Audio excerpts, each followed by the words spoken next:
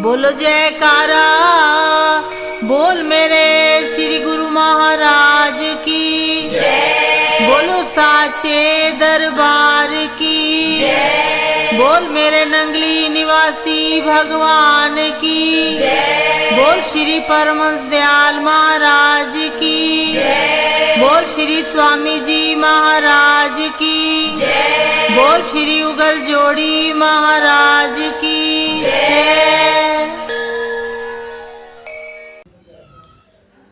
बोल जयकारा, बोल मेरे श्री गुरु महाराज की जय।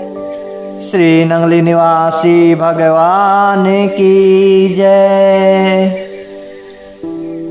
सतगुरु प्रेमियों, आपको जो सत्संग सुनाया जाता है इसका अर्थ यह नहीं है कि आप एक दूसरे में अच्छाई और बुराई ढूंढने लगे, एक दूसरे के साथ भेदभाव करने लगे।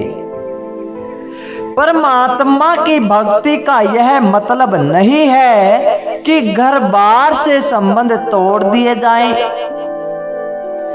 इसका सही मायने में अर्थ यही है, इसके द्वारा पारिवारिक जीवन को बेहतर और सुखी बनाना चाहिए।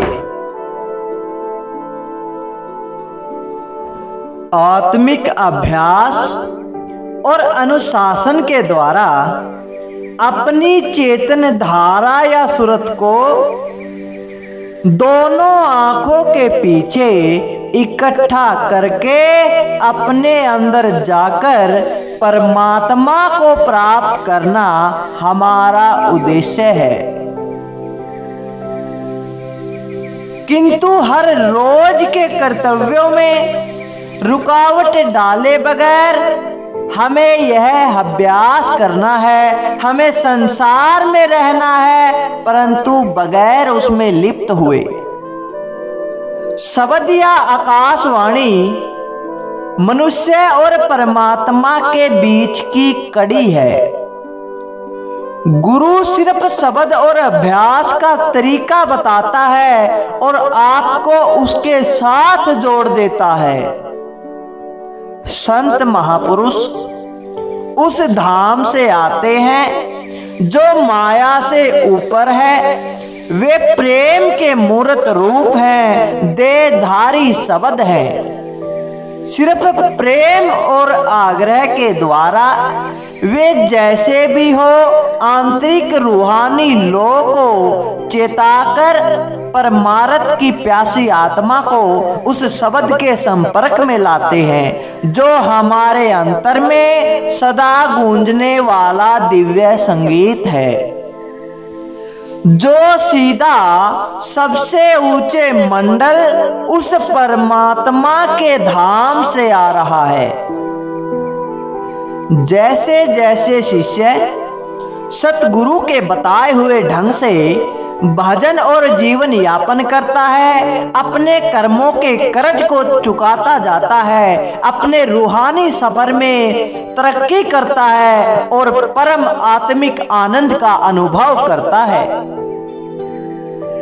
इस परम आनंद का अनुभव करीब करीब सभी आत्मिक केंद्रों पर हो सकता है और होता है, क्योंकि इस परमानंद में मनुष्य अपने अहंकार को त्याग देता है, किसी ऊंची सत्ता में समा जाता है। ये आनंद के अनुभव अलग अलग जगह अलग अलग चक्कर पर भी हो सकते हैं। इन अनुभव का असर और इनसे होने वाला आत्मिक आनंद अलग अलग जगहों पर अलग अलग होता है। आत्मज्ञान बहुत बड़ी चीज है। आत्मज्ञान परमात्मा के ज्ञान के लिए, जो कि बाद में आता है, एक जरूरी पौड़ी है, एक जरूरी सीढ़ी है।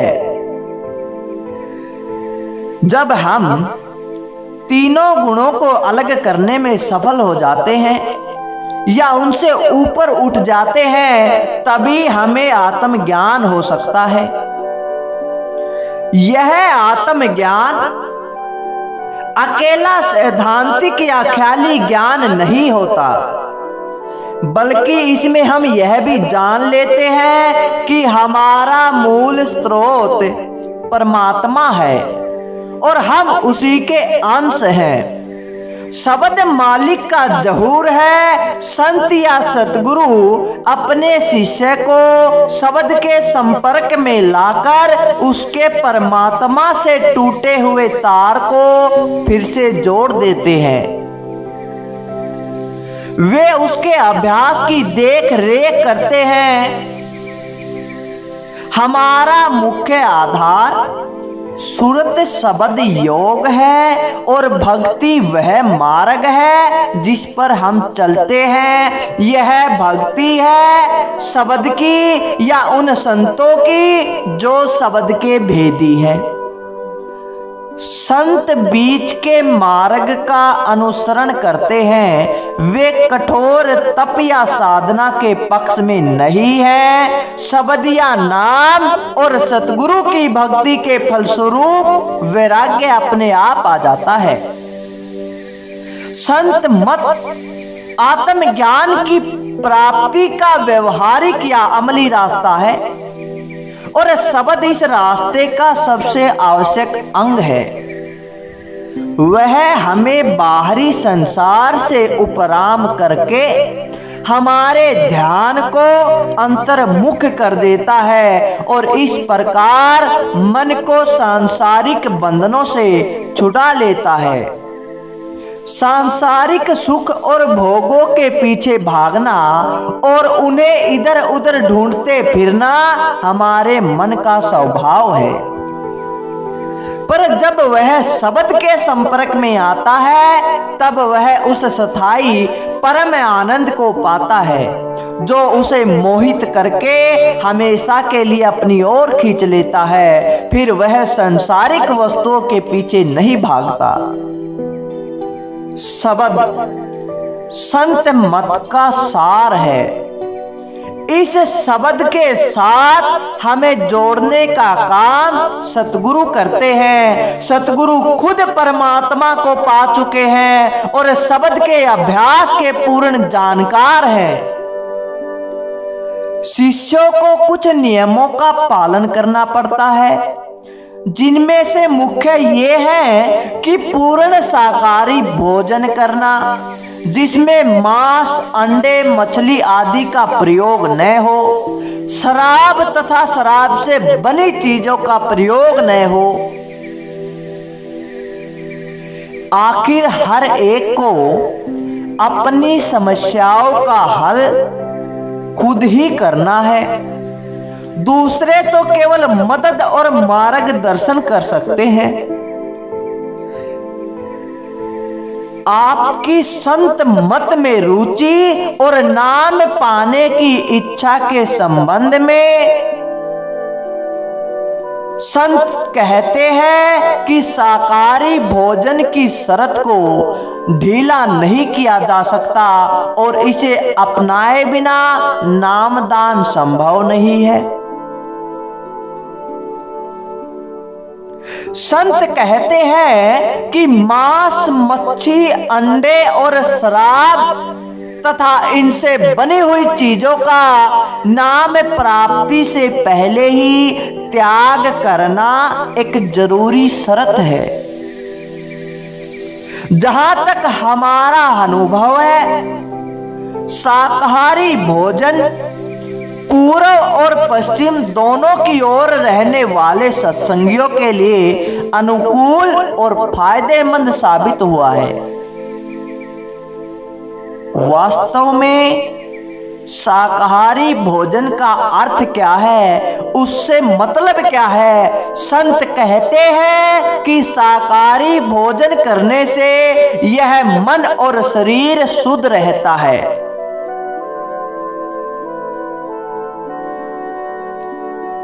जहां तक आपका सवाल है कि अगर किसी तरह भी शाकाहारी भोजन आपके स्वास्थ्य को माफिक नहीं आता हो तो आप किसी दूसरी मानसिक साधना के मार्ग को अपनाकर उससे फायदा उठा सकते हैं। परंतु जब तक आप बताए गए भोजन पर नहीं रह सकते, तब तक आपको शब्द के मार्ग में शिष्य के रूप में स्वीकार नहीं किया जा सकता।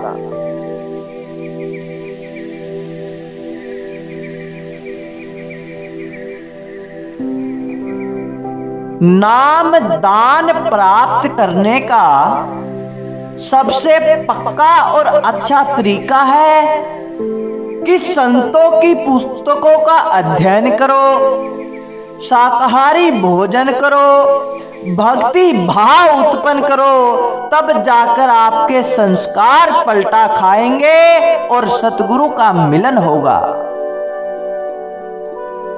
अब कहा जाता है कि एक बार सतगुरु से नाम ले लिया तो मुक्ति का जिम्मा उनके ऊपर है। कहते हैं कि सतगुरु 4 जन्मों में तो मुक्ति करा ही देते हैं।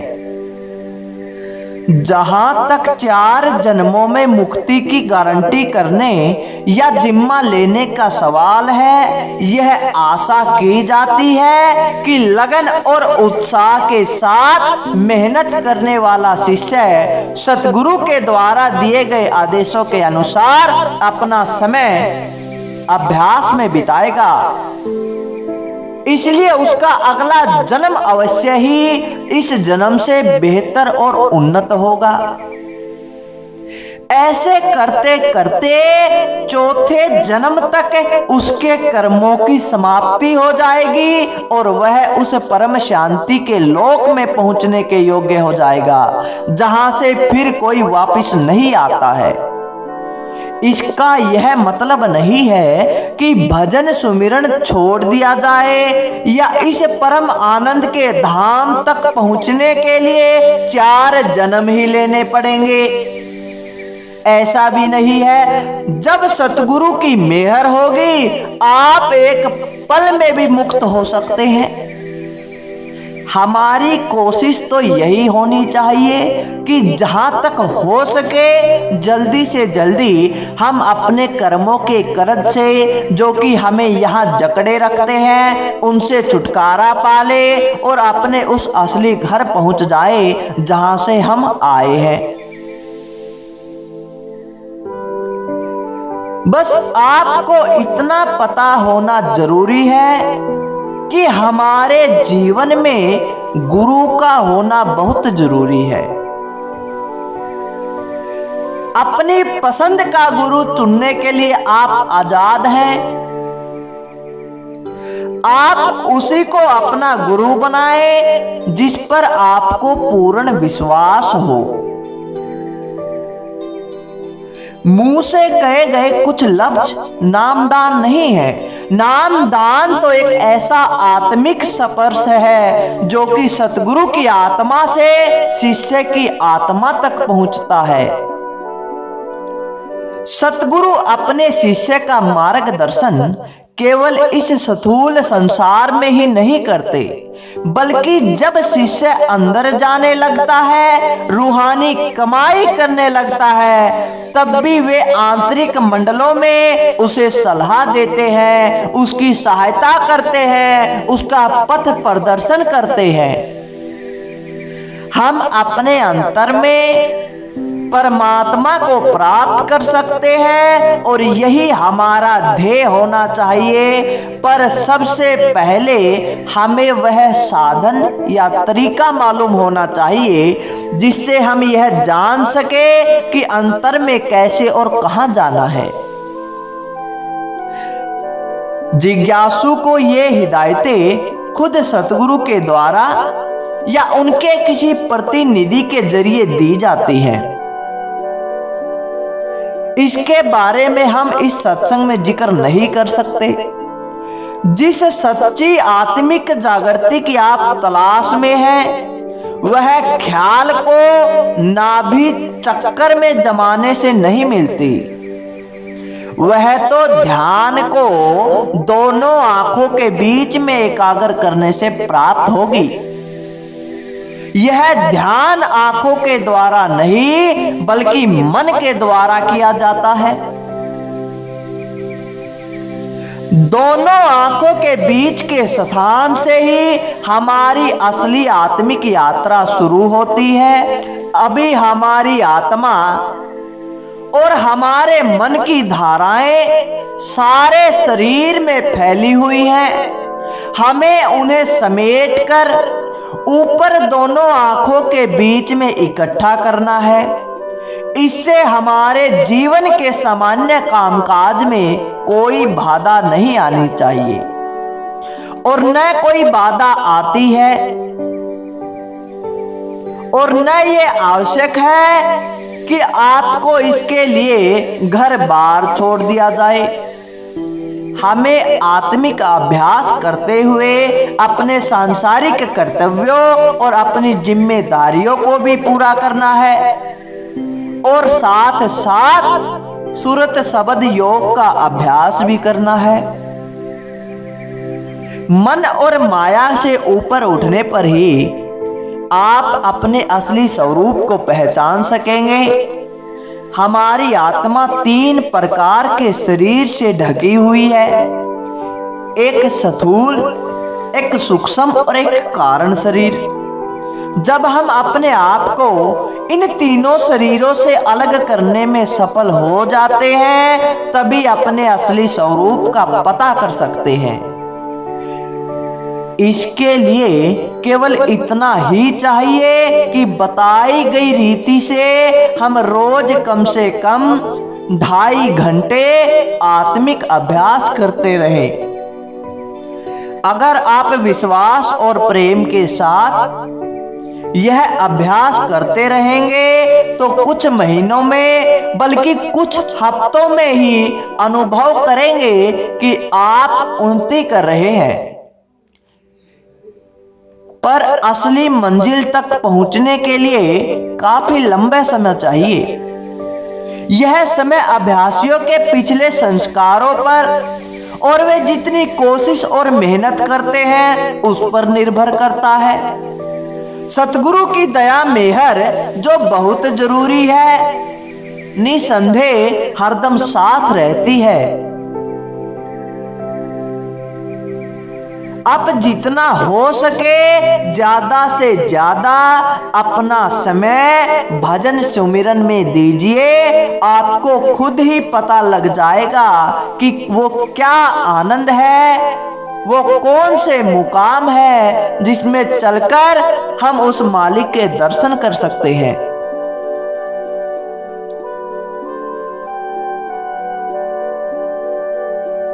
आपको यह जानकर खुशी होगी कि इस विज्ञान में आपको दर्शन शास्त्र के अध्ययन या और किसी प्रकार के पढ़ने लिखने की जरूरत नहीं है। लेकिन अगर इससे आपके मन को संतोष मिलता है तो बात दूसरी है।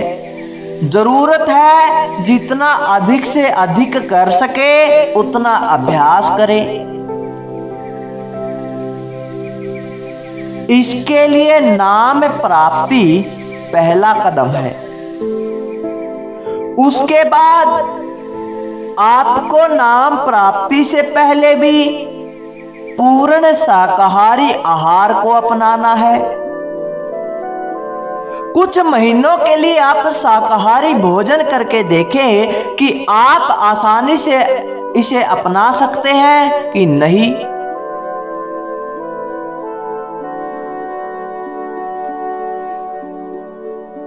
भक्ति और अभ्यास एक परिवर्तन लाते हैं, एक बदलाव लाते हैं। शिष्य जल्दी ही महसूस करने लगता है कि वह पहले से कितना बदल गया और वह हकीकत की झलक पाने लगता है।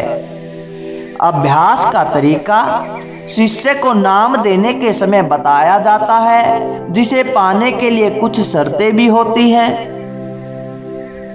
सबसे पहले तो उस शिष्य के अंदर भाव होने चाहिए। तो सतगुरु प्रेमियों, जितना हो सके ज्यादा से ज्यादा आप भजन और अभ्यास करें, सतगुरु के बताए मार्ग पर चले। यदि अभी तक आपने नाम दान नहीं लिया तो पूर्ण संत की खोज करे और ऐसे सतगुरु पर नाम दान ले जिस पर आपको पूर्ण विश्वास है, क्योंकि यह सीढ़ी विश्वास की है। विश्वास के बिना आप इस पर नहीं चल सकते। आप भले ही नाम ले लेकिन गुरु पर पूर्ण विश्वास नहीं है तो भी आप रूहानी मुकाम को हासिल नहीं कर सकते। सबसे पहले अपने गुरु पर विश्वास होना जरूरी है। तो सतगुरु प्रेमियों, कैसी लगी आपको यह सत्संग की वीडियो? अच्छी लगी तो लाइक करें, ज्यादा से ज्यादा शेयर करें और कमेंट करके हमें जरूर बताएं।